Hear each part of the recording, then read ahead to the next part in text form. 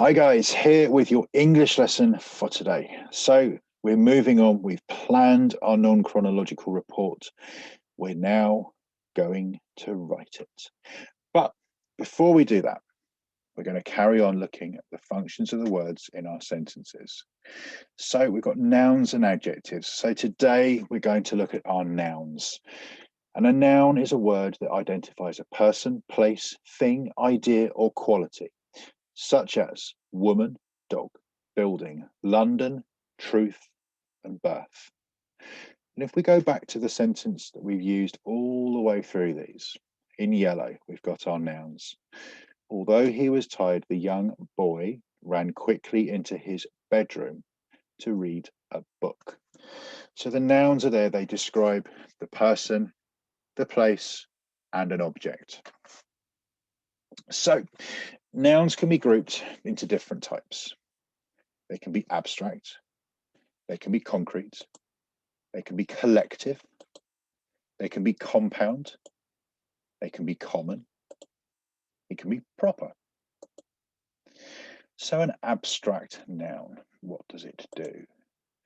Something is abstract, it exists only as a thought or an idea. It does not have a physical existence. Therefore, abstract nouns describe a thought or a state rather than something physical.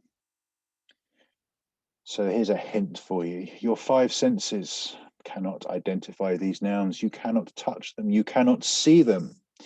You cannot smell them. You cannot taste or hear them. So bravery, friendship, these are abstract nouns. So I can't smell bravery. I can't touch it. I can't see it. So we need to remember that if it's an abstract idea, these are the things that your five senses cannot identify.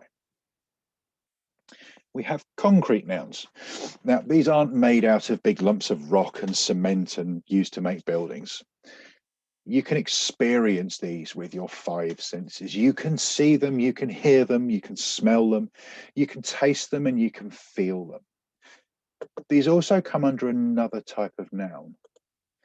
So we have bottle, car as the examples here.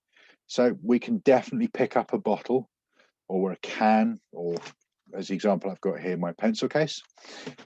That would be a concrete noun, the pencil case, because I can touch it, I can see it, I can feel it. I can, if I wanted to, I could taste it, but no, it's been in the bottom of my bag for a few days. It's not going to be very pleasant to do that with. But I can smell it. It's made of leather, and leather smells quite nice. So there we go, concrete nouns. We have collective nouns. So collective nouns, collective is a group. So collective nouns name groups of things. A class of pupils, a gaggle of geese, a flock of sheep, a nest of vipers, a prickle of porcupines. Now, I quite like finding the collective nouns for different animals. So if you can find some and send them to me in teams, I'd really enjoy to see those. So I'm going to set you guys a little extra challenge for today. Find some collective nouns to describe groups of animals. So you have a pride of lions. There's lots of them. See how many you can find. And as I said, just put them in teams for me and I'll enjoy reading them. And there might be some in there that I've never seen before, and that would be amazing. We have compound nouns as well. So compound is something made from two separate parts. Therefore, a compound noun is a noun that is made from at least two separate words. Sometimes compound nouns use a hyphen to separate the original two words.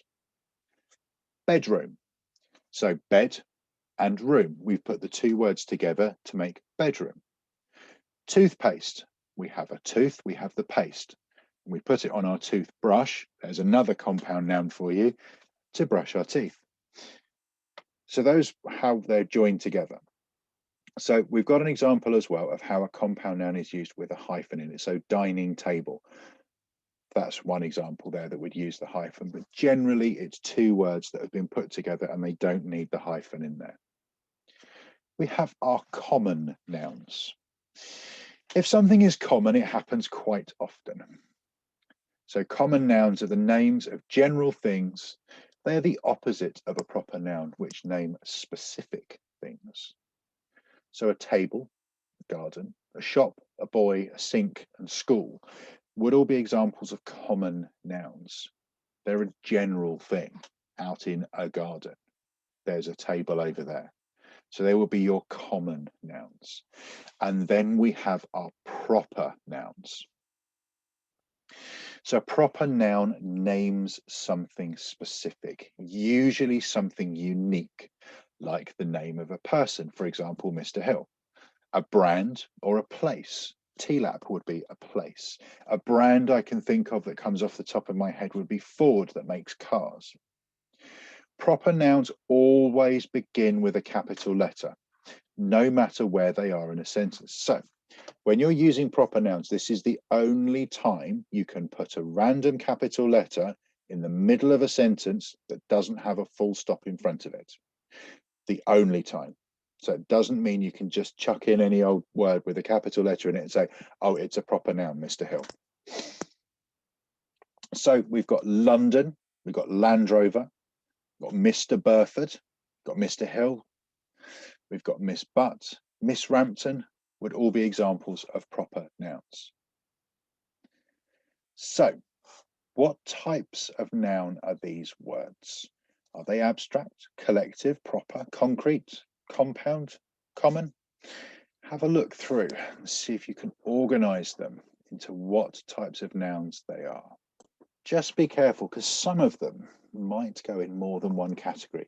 So what I want you to do, pause the video here and have a go. So you might want a table with the different titles, or you might just want to write them out as lists under those. However you do it is up to you, but have a go at classifying these nouns. Pause the video here.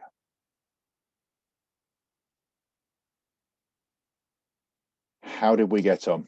You ready for some answers? Do you think you've got them all? You think you found the ones that go into more than one category? Let's have a look. So starting in our top left-hand corner, hand.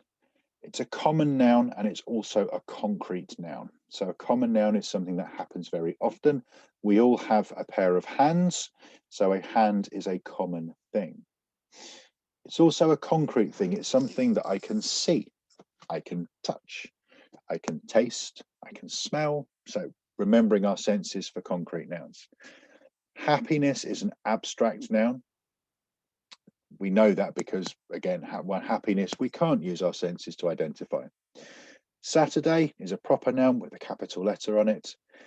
Country is a common noun. There's lots of countries. Africa, another proper noun with a capital letter. So if you look at the ones that are circled in pink, the proper nouns, so Saturday, Africa, London, Cairo, and James, they all start with a capital letter. So that's your clue there. Our collective nouns, a class of children, a team of football players, a pack of lions, a shoal of fish. They're all ways of describing a group. And the other ones there, we've got common nouns. So we've got friend, family, country, table, and hand, which we've discussed. The abstract nouns, we've got hate, peace, and happiness, fear. So if you're still unsure about what your nouns are, you can go back and watch the beginning of this video as many times as you like and just make some notes maybe that as to how to identify each type of noun. So our main task moving forward, you're going to write the start of your non-chronological report. We're going to have 2 lessons to do this, so please don't feel like you have to rush through it and get it done today. You've got today's session and tomorrow. Show us what you can do. Use the toolkit as a guide for what you can do. So our toolkit we have here. We have all these wonderful resources that we've talked through. 1 second, I'm just going to adjust something. There you go. You can see the semicolon box now. So the elements in blue, they're on the toolkit we've looked through. They're on the plan layout that we've got. We've got our title, subheadings, introduction paragraph, information paragraphs, fact boxes, images and diagrams with captions or keys, depending on what you're doing with them. The topic sentences to introduce our information paragraphs. So we had a little look at this yesterday. I shared with you my rough draft of my plan for my first paragraph. There's a copy of the template that we've used, that we've talked through. If you want to use that for yours, it's on Teams.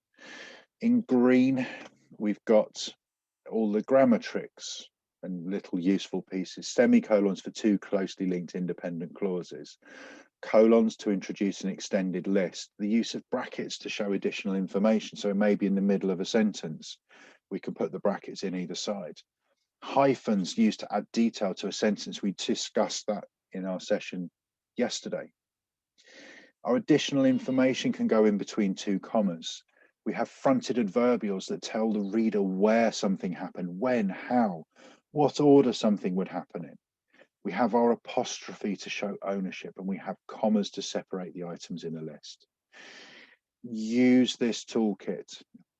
Make sure you've incorporated the elements. Don't worry too much about the finishing paragraph for what we're writing. It doesn't really fit because we're writing this as a non-chronological report, so we can pick which paragraph we read and we can pick the order in which we read it. So, good luck. Take your time. Read things through carefully. Use the notes that you've got. You might find that some of the notes that you've got now don't work with the way you want your report to write, or the focus of your report from what you've done. So if it doesn't fit, don't use it. You might find that you might be able to put a little snippet of information in for a fact box. Maybe, for example, you've talked about Viking weaponry, but you've not mentioned Viking helmets. So you could have a little box. Did you know Viking helmets didn't actually have horns on them? They would have been caused more harm than they would have saved the wearer from. So we've got all sorts of useful information that we've picked up as we've gone through. Have a look back through our history lessons as well. There's lots and lots of information. We've talked about Jorvik, how the Vikings fought, what happened between the Vikings and the Anglo-Saxons, where the Vikings came from. We've got a real mine of information from our history lessons as well. So you might want to go and get your history work and use that, bring that into your non-chronological report. Good luck.